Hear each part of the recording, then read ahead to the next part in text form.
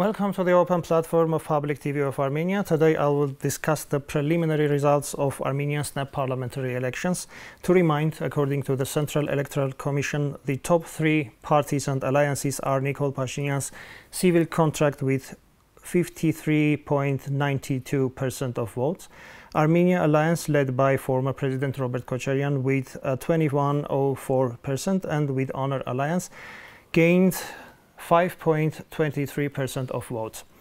Mr. Eoghan Murphy, head of the OSCE Organization of Democratic Institutions and Human Rights Election Observation Mission in Armenia, is my guest. Thank you very much, Mr. Murphy, for having time and coming. Hello, thank you very much for having me on. Mr. Murphy, ODIHR has short-term and long-term missions. Please give us some details about these missions. Well, thank you. Yes, so the election observation mission arrived in the country more than a month ago. We were invited by the state authorities to come and observe the elections. Armenia is one of many participating states in the Organization for Security and Cooperation in Europe. And so just over a month ago, a team of international experts arrived in Yerevan. And then we had teams of long-term observers deployed to every region in the country. And the long-term observers were there to monitor and observe the pre-campaign period, but also to manage our short-term observers for when they arrive closer to election day. So we look at a very broad range of issues over a long time period. The pre-campaign period, the campaign period, election day, and then even after election day in terms of complaints and appeals and those procedures. And so this weekend for election day, more than 300 short-term observers arrived in the country. They deployed to every part of the regions to meet with the long-term observers and to make their observations of election day. I think it's worth pointing out that for our organization, it's the first time that we've deployed short-term observers since the COVID-19 pandemic. But because we worked with the parliamentary assemblies of the OSCE and the Parliamentary Assembly of the Council of Europe, together we were able to deploy more than 300 short-term observers, and we were able to visit more than half of the polling stations in the country. So our assessments and observations of election day in particular are comprehensive. So what observations do you have concerning the election campaigns? As you said, you also were observing this part. Thank you. So today we gave a detailed statement with preliminary conclusions and findings. And that will be followed up with a full report in a couple of months. But what I can say in a general sense about what we observed during the campaign period is that it was a competitive campaign, that candidates could campaign freely, that fundamental freedoms were generally respected, and that the administration of the election was generally well run. That said, we did increasingly see complaints about the type of language being used by candidates in this election. That type of language, that type of debate, we felt took away from debate on more pressing policy matters, and also served to maybe intensify polarization in the campaign.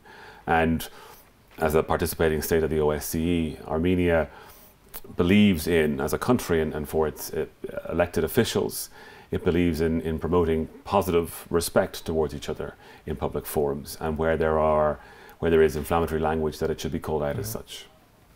And what positive sides and what drawbacks did you observe and your mission observe during the voting process?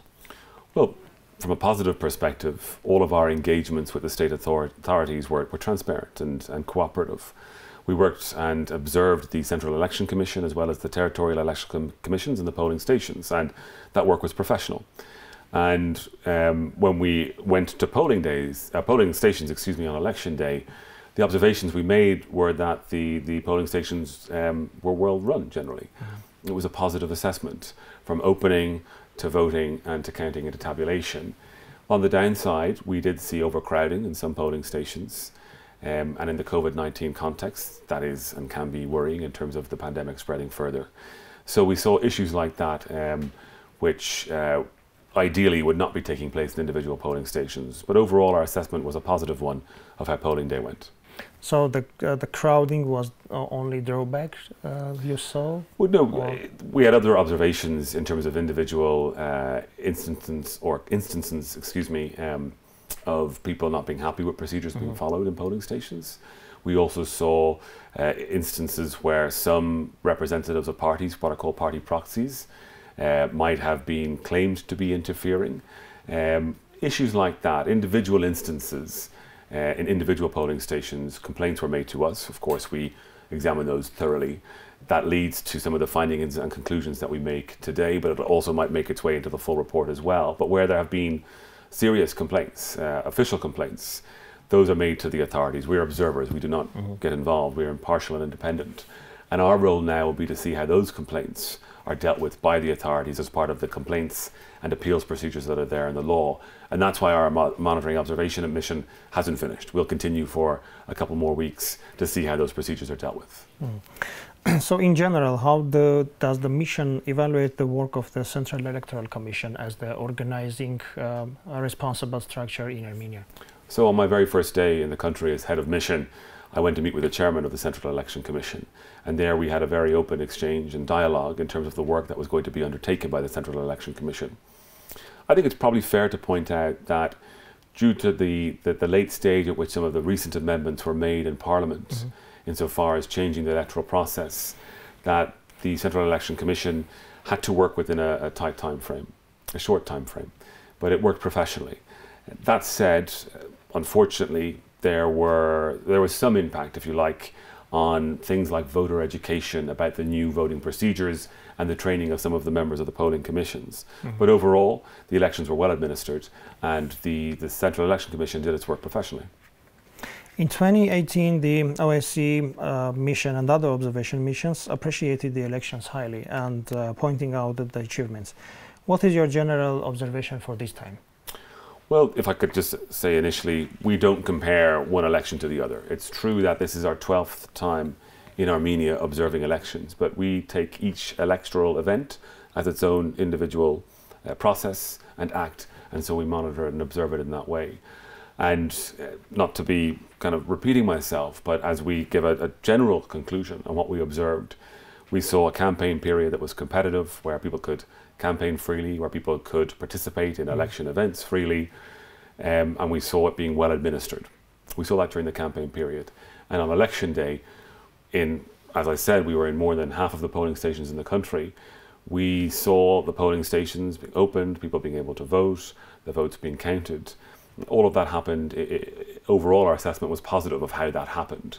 And so they have been the main points of what we saw in our preliminary findings today. That's not to say that there aren't things that can be improved. There are always things that can be improved, and there are certain things that we would like to see and will potentially form part of our recommendations in relation to accessibility for voters in polling stations on election day, in relation to areas around campaign finance laws, which have been improved, but there are existing Venice Commission and ODIHR recommendations to improve them further, and also in relation to the participation of women in politics. There have been important changes insofar as gender quotas are concerned and where women are placed on candidate lists. But in this election campaign, we believed that they were sidelined in terms of having a prominent role in each of the political parties, but also in terms of the political debate and involving women in that public debate. So we have commented on that in our preliminary findings today. What other recommendations will you point? You mentioned some.